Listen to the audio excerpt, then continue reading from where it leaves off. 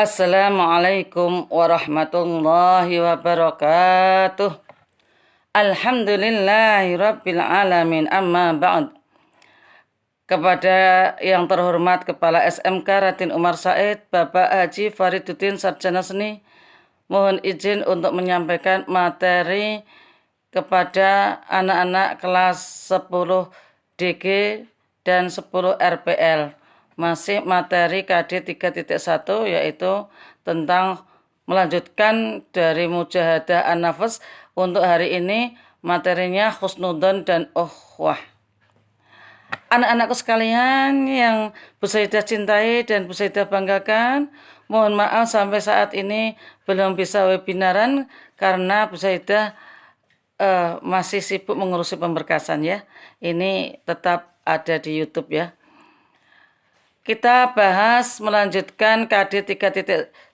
Hari ini adalah husnudzon dan ukhwah. Sebelumnya marilah kita awali dengan bacaan basmalah.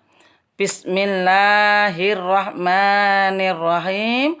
Untuk selanjutnya anak-anak sesuai dengan petunjuk yang ada, yaitu mulai berdoa, mulai ya-fatah dan seterusnya ya. Tujuan pembelajaran. Siswa dapat membaca surat Al-Hujurat ayat 12 dan 10 serta hadis terkait. Yang kedua, siswa dapat memahami makna husnudzon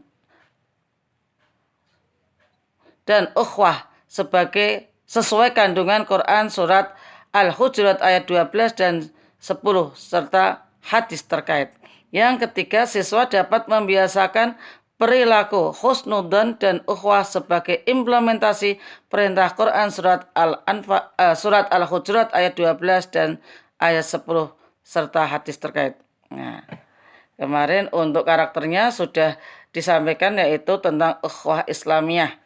Apa itu? Yaitu ketentuan iman dan spiritual yang dikaruniakan Allah kepada hambanya yang beriman dan bertakwa, yang menumbuhkan perasaan kasih sayang, persaudaraan, dan rasa saling percaya terhadap saudara sesama muslim. Nah, agar ukhwah Islamiyah tetap terjalin dengan baik, diharapkan siswa selalu bersikap husnudzon dan dapat mengendalikan diri. Sekarang kita masuk materi husnudzon. Ayatnya dulu Bu Saidah baca, nanti anak-anak menirukan sendiri ya, diulang-ulang agar yang belum fasih menjadi fasih, yang sudah fasih akan tambah fasih. Al-Hujurat ayat 12 tentang husnudzon ya. Jadi diingat-ingat, untuk yang Al-Anfal ayat 72 itu tentang mujahadah an-nafs. Yang Al-Hujurat ayat 12 tentang husnudzon. Nanti yang Al-Hujurat ayat 10 itu tentang ukhwah. Sekarang yang Al-Hujurat ayat 12. A'udzu billahi minasyaitonir rajim. Ya, bismillahirrahmanirrahim. Ya ayyuhalladzina amanu ijtanibu katsiran minadh-dhann. Inna ba'dadh-dhanni ithmun wa la tajassasu wa la yaghtab ba'dukum ba'da. Ayuhibbu ahadukum an ya'kula lahma akhihi maitan fakarihtumuh. Wattaqullah innallaha tawwabur rahim. Yang artinya, wahai orang-orang yang beriman, jauhilah banyak dari prasangka atau kecurigaan. Sesungguhnya sebagian dari prasangka itu dosa. Dan janganlah kamu mencari-cari kesalahan orang lain. Dan janganlah ada di antara kamu yang menggunjing satu sama lain. Adakah di antara kalian yang suka memakan daging saudaranya yang sudah mati? Tentulah kalian merasa jijik dan bertakwalah kepada Allah. Sesungguhnya Allah Maha penerima tobat lagi Maha penyayang. Nah, itu ayatnya. Sekarang kita lihat isi kandungannya. Apa sih larangan yang ada dalam ayat tersebut? 1. Larangannya adalah kaum muslim diperintahkan untuk menjauhi perilaku berprasangka buruk. Artinya apa? Larangan kepada kaum muslim untuk berperilaku prasangka buruk. Yang kedua, larangan mencari-cari kesalahan orang lain. Yang ketiga, larangan bergunjing atau ghibah. Nah, 3 larangan tersebut itu semuanya bermula dari prasangka buruk yang selanjutnya berkembang menjadi tuduhan. Tuduhan tersebut dilanjutkan dengan mencari kesalahan orang lain dan diteruskan dengan tindakan seperti adanya hujatan, cacian, makian, dan fitnah. Isi kandungan selanjutnya bahwa berburuk sangka merupakan perilaku tercela yang dilarang dalam agama Islam. Allah mengibaratkan adanya perilaku tersebut seperti yaitu yang berburuk sangka, mengibaratkan orang yang berburuk sangka kepada orang lain seperti memakan daging yang sudah mati. Perumpamaan tersebut menegaskan betapa tercela perilaku buruk sangka kepada orang lain. Ini ada kisahnya, yaitu zaman Rasulullah, dan ini berburuk sangka itu termasuk hal yang membatalkan puasa Ramadan. Nah, membatalkan puasa. Diceritakan pernah ada 2 sahabat perempuan zaman Rasulullah menghadap kepada Rasulullah di bulan Ramadan. Permintaannya, wahai Rasulullah, bolehkah kami berdua itu berbuka puasa ya, siang hari, muka, mudahnya itu bahasa Jawanya muka.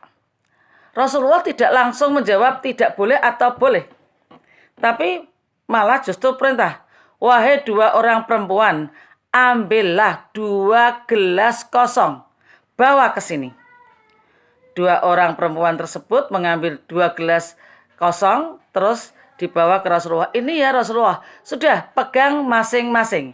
Jadi masing-masing memegang 1 gelas kosong. Perintahnya yang kedua, muntahkanlah apa yang ada di dalam perut kamu. Bingung perempuan itu, tapi lalu melaksanakan perintah Rasulullah. Dimuntahkanlah apa yang ada di dalam. Ternyata apa yang keluar adalah cacahan daging yang busuk baunya. Dimuntahkan ke dalam gelas yang kosong. Nah, setelah terjadi itu Rasulullah ngendika, bukankah Anda telah berbuka? Bingung 2 orang perempuan tadi. Apa maksudnya ya Rasulullah? Wahai 2 perempuan, sebelum kamu datang ke sini, bukankah kamu telah menggunjing saudara-saudaramu? Oh, iya ya Rasulullah. Iya, itu hasilnya. Kamu makan daging saudaramu yang sudah mati. Itu cacahan daging yang busuk. Yang berarti puasanya batal. Nah, itu untuk menafsirkan contoh dari ayat tersebut ya. Diumpamakan, diibaratkan ya, memakan daging orang yang sudah mati. Itu ceritanya. Sekarang kita lanjutkan pengertian dulu. Pengertian husnudzon. Husnudzon berasal dari kata husnu berarti baik, adzan berarti prasangka. Husnudzon dapat diartikan sebagai baik sangka atau berprasangka baik. Husnudzon menurut istilah adalah suatu sikap mental dan cara pandang yang menyebabkan seseorang melihat sesuatu secara positif. Sikap husnudzon memandang sesuatu dengan pandangan positif, ramah, tidak menghakimi, dan memberi sambutan hangat. Sikap ini ya, merupakan sikap yang terpuji dalam agama Islam. Agama Islam juga menekankan sikap hati-hati dalam melihat sesuatu yang belum jelas kebenarannya. Artinya ya husnudzon, tapi juga ya mawas diri. Ya. Menjauhi prasangka tersebut termasuk perilaku terpuji karena prasangka adalah bagian dari perkataan yang jahat, prasangka jelek maksudnya ya. Jadi kalau mau menjauhi berarti baik. Sabda Rasulullah, qala Rasulullah sallallahu alaihi wasallam, iyyakum wa dhanna fa inna dhanna akdzabul hadits. Rasulullah sallallahu alaihi wasallam bersabda, jauhilah prasangka sebab prasangka itu sejahat-jahat perkataan hati. Itu yang dimaksud prasangka buruk. Sekarang macam-macam husnudzon ada 3. 1. Husnudzon kepada Allah. 2. Husnudzon kepada diri sendiri. 3. Husnudzon kepada sesama manusia. Tugas anak-anak memberi contoh masing-masing, hanya satu saja. Contohnya husnudzon kepada Allah Subhanahu wa taala sesuai dengan kejuruanmu. Yang desain ya desain, yang grafis ya grafis. Ya. Husnudzon kepada Allah itu yang seperti apa kaitannya dengan desain grafis, kaitannya dengan RPL. Kemudian contoh husnudzon kepada diri sendiri itu yang seperti apa kaitannya dengan desain grafis dan kaitannya dengan RPL sesuai jurusan masing-masing. Yang ketiga, contoh husnudzon kepada sesama manusia juga begitu ya, sesuai dengan kejuruanmu. Satu-satu saja, berarti ada 3 contoh. Sekarang membiasakan husnudzon. 1. Tidak mudah menerima suatu ketika berita tidak jelas sumber serta kebenarannya. Tidak dimakan mentah-mentah. Ya. Mengantisipasi munculnya gosip yang sering merusak hubungan persaudaraan. Ingat, ayo, siapa yang suka menonton gosip di televisi? Ya, itu kan membuka aib orang lain. Yang ketiga, bersikap ramah kepada teman. Apa manfaat perilaku husnudzon? 1. Terhindar dari penyesalan dalam hubungan antar sesama. 2. Hubungan persahabatan dan persaudaraan menjadi sumber kebahagiaan karena didasari ketulusan. Yang ketiga, selalu merasa senang dan bahagia atas kebahagiaan orang lain. Yang keempat, timbulnya ketenangan dan ketentraman dalam hidup. Yang kelima, meningkatkan keimanan yang demikian. Nah, untuk yang husnudzon itu tugasnya nanti kita sambung lagi untuk yang ukhuwah Islamiyah. Terima kasih, kita lanjutkan.